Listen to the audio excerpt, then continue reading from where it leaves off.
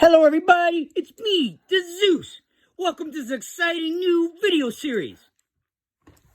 Alright everybody, Bailey and Zeus the dog here. We figured the quarantine is a good opportunity to showcase some great reality TV moments and videos from my past. Well, tell them, Zeus. Okay. As you know, my daddy was on MTV, but what some of you don't know, he's been on other TV and radio shows. We're going to show these to entertain you. Yeah, you. This first one is Married at First Sight, the first years. My daddy was the dancer and also the waiter. Take it away, Daddy. Yeah, so basically, Married at First Sight, the first years in Ithaca, New York. I'm going to show the clip and give you some behind the scenes afterwards. Especially with the whole music debacle with the producers. Pay attention in the beginning when I come out as the waiter as I do this move. Kind of like a Triple H. I'll tell you the significance of that afterwards. Enjoy. Here we go. Oh, shit. Ladies, I'm the manager. Hi. Hello. Came here to serve you some shots. The move. Thank you so much. I'm at your service. Thank you. Okay, let's toast. Amy, Leah, do you want to? I tell her to No, honestly, very renewal. You had the best toast. How about this? To the best exotic dance performance you're about to see, so drink your shot. Oh my god! No! Amy Lynn is the one sister that I could pull this off. Fortunately, I have to censor part of this because of face suck.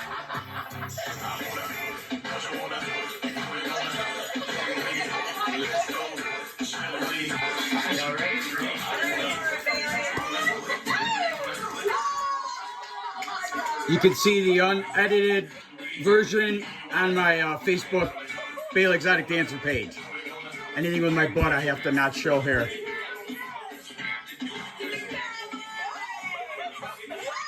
Because unfortunately, FaceSuck will Facebook jail me. The bachelorette party was so much fun. Everyone had such a great time. Amy Lynn, is this not the best bachelorette party you've ever had? Hell yeah!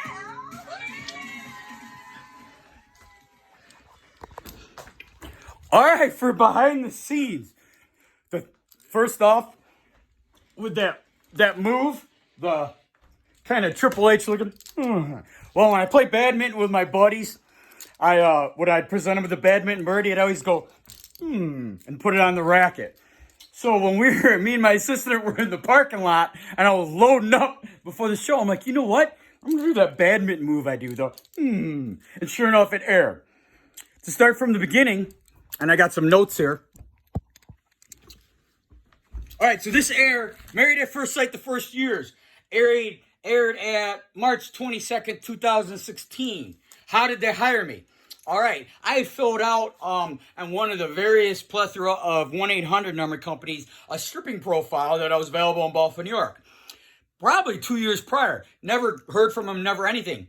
Well, that company actually called me out of nowhere and said, this show contacted us and needs a dancer in Ithaca, New York for this reality TV show, but they really didn't know the name of it, and it was real foggy information, and they offered me like $200 or $250. I said, wait a minute. I go, Ithaca, New York is 3 hours away.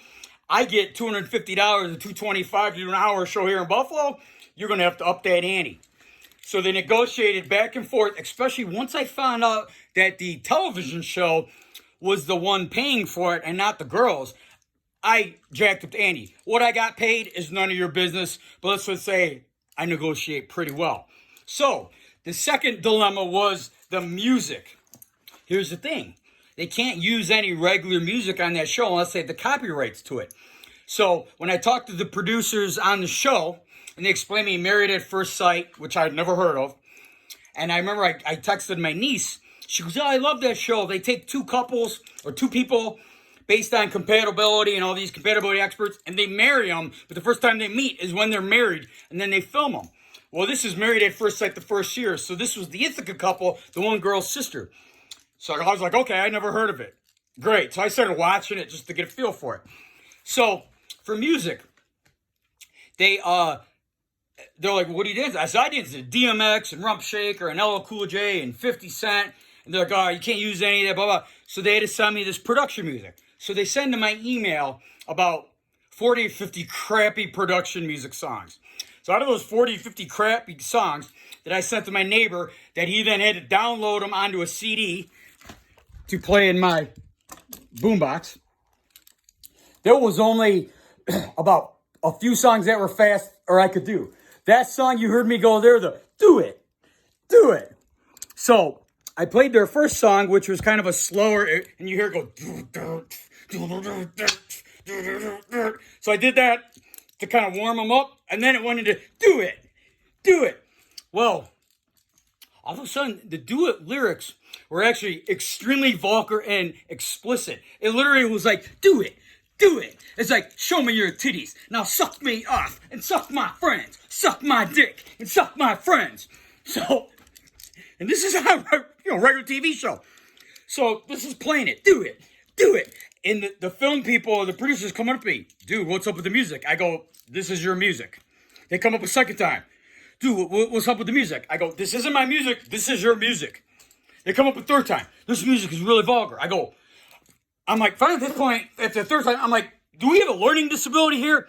This isn't my fucking music. I stripped DMX and Rump Shaker and Kiss and all sorts of stuff. I don't dance to this shit. I've never heard of this shit. I went by what you sent me and played the fastest stuff that I could dance to. They're like, oh, okay. So they backed down. I did the 20-minute bachelorette party. Then we went to the bar. So I was a little aggravated about that at that point. So I go to the bar, and actually, to help promote and whatever, and I had my plushy pants that some of you know I kind of brought out in 2015. Ironic, look who's on here. How odd was that? An iconic Disney character and part of my personal romantic story, as some of you know. How odd that was on my plushy pants. I just realized that today. Anyways, so at the bar, so at this point, I'm like, the TV show is paying for food and drinks. So I just started loading up on Long Island iced teas and nachos because they were paying the bill. So prior to that, when we got there, the show was a little unorganized. Like, we're getting there in a parking lot, so I'm having a few drinks. First, I was going to be a waiter, then I was going to be a cop, then I was going to be a waiter. And we already discussed on the phone I'd be a waiter. I brought my cop stuff anyways, but they kept going back and forth. And then they're like, we're ready, we're not ready, we're ready, we're not ready. I'm like, geez. So finally, I saw the bachelorette, and I saw them all go in. I'm like, cool. So I'm like, you know what? So I said to my buddy, I said, I'm going to do the move doing it. We're laughing. He's like, freaking do it. I'm like, that's right. I'm going to do it. Do it. So, look at that. So, anyways, it was an interesting night. Ithaca, New York. It aired in 2015. Then afterwards, we went out, and I wore my plushies out. And we were at some college bar or whatever town, some dance club. The bouncers wouldn't let me in because they're like, drug dealers wear those pants. You could have drugs in there. I'm like, I'm not a freaking drug dealer. I'm a dancer. Just did a reality show out here. I'm trying to just gain a little of exposure, hand a few business cards, get my brand out to Ithaca, New York. So anyways, that was Married at First Sight, the first years. This is part one. If you'd like to be tagged in this, let me know.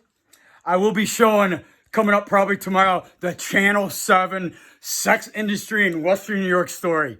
It's phenomenal. And then I will show eventually my MTV show, the whole show of it, which is an hour long with behind the scenes in between. So, all right, during the quarantine, enjoy. Positive vibes, positive comments only. Stay safe. Peace.